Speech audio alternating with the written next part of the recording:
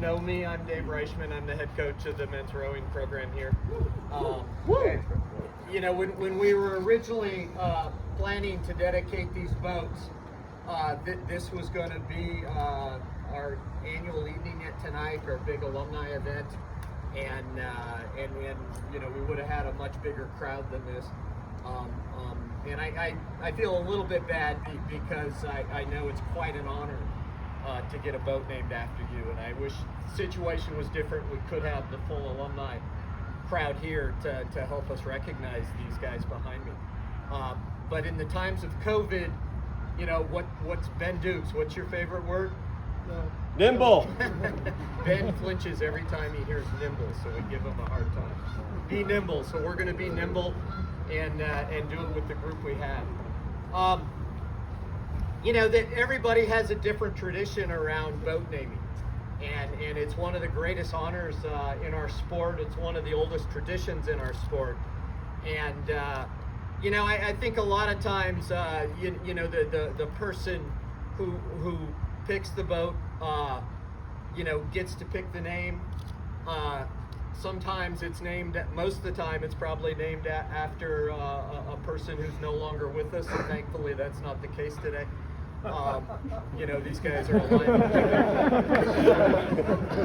Still kicking.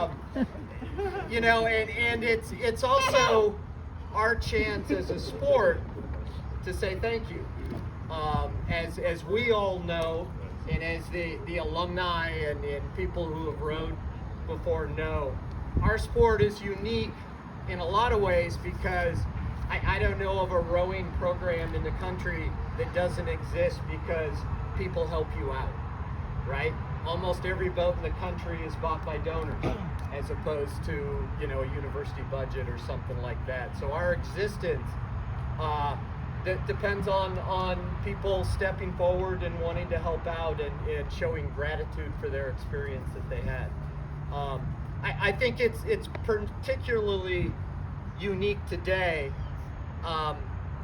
because our donor, who I'll introduce in a sec, he called me up and said, you know, I'd like to help out with the boat, and we talked about fours, and he was great with that. And I asked him, you know, what do you want to name them? And he said, well, I'd like to recognize some teammates that had an impact on my career.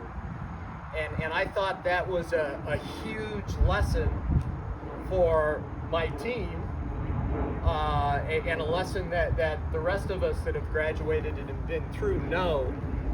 You know, the guys standing next to you right now are having an impact on your life, on your experience.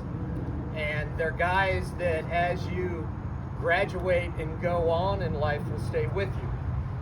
So I think it's always worth keeping in mind that the brotherhood of our sport is strong, and the impact doesn't end when you graduate, right? The impact's going to be with you for the rest of your life. So the next time that guy next to you, you know, does something and you want to, you know, give him a sharp elbow to the ribs, remember you're probably stuck with him for a long time, right? He's going to be around. So, you know, a good lesson in teammates there. So I'm going to shut up for most of the rest of this, and we're going to let these guys do the talking. First, I want to introduce our donor, Nils Peterson, and have him say a few words.